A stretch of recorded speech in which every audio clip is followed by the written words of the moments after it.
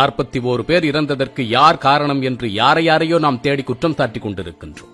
ஆனால் உண்மையான காரணம் ஒரு தலைமுறையை முறையாக வழிநடத்த தவறிய பெற்றோர்கள்தான். இன்னும் சொல்வதானால் ஒரு தலைமுறையை முற்றிலுமாக நாம் சீர்கெடுத்து விட்டோம். ஒரு 10 வயது மதிக்கத்தக்க சிறுவன் காலை 5:30 மணிக்கு கொடியை பிடித்துக் கொண்டு கட்சி கூட்டத்திற்கு இடம் பிடிக்க செல்லுகின்றேன் என்று கூறுகின்றான். இதுதான் சரியான வளர்ப்பு முறையா?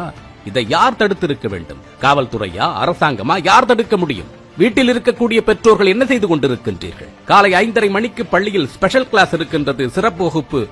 உங்கள் பிள்ளையை அனுப்பி வைத்து விடுங்கள் என்றால் அனுப்பி வைத்து விடுவீர்களா? எவ்வளவு பொங்குவீர்கள்! ஆனால் 5:30 மணிக்கு கொடிபிடித்துக் கொண்டு கூட்டத்திற்கு செல்லுகின்ற ஒரு மாணவனை எப்படி உங்களால் அனுமதிக்க முடிகின்றது? ஏன் இப்படி அனுமதிக்கின்றீர்கள் என்று கேட்டால் அவன் கேட்க மாட்டான் சார். அவனை கண்ட்ரோல் பண்ண முடியாது சார். அவன் சின்ன வயசுல இருந்து எதை நினைக்கிறானோ அதை தான் சார் செய்வான். எங்களால ஒண்ணுமே பண்ண முடியாது சார் என்று கேவலமான பதில்கள் எல்லாம் வரும். நன்றாக ஒன்றை மனதில் வைத்துக் கொள்ளுங்கள். ஒடித்து வளர்க்காத முருங்கையும் அடித்து வளர்க்காத பிள்ளையும் உருதேராது என்று கிராமத்தில் கூறுவார்கள். இதை நான் கூறும்பொழுது நீங்கள் என்னை பிற்போக்குவாதி என்று கூட நினைத்துக் கொள்ளுங்கள். ஆனால் உங்கள் பிள்ளைகளை நீங்கள் கண்டித்து வளர்க்கவில்லை என்று சொன்னால் ஒரு நாள் ஊரே கூடி அவனை கண்டிக்கும், ஊரே கூடி அவனை தண்டிக்கும். அதற்கு நீங்கள் தயாராக இருந்து கொள்ளுங்கள்.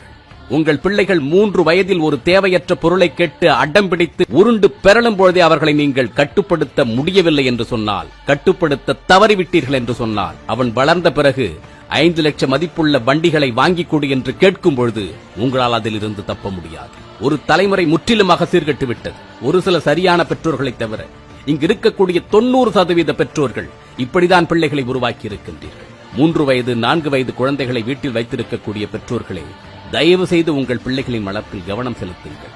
எல்லாவற்றையும் அவனுக்கு கொடுத்து விட வேண்டும், தோல்வியே தெரியாமல் அவன் வளர்ந்து விட வேண்டும் என்று முட்டாள்தனமாக நினைத்துக் கொள்ளாதீர்கள்.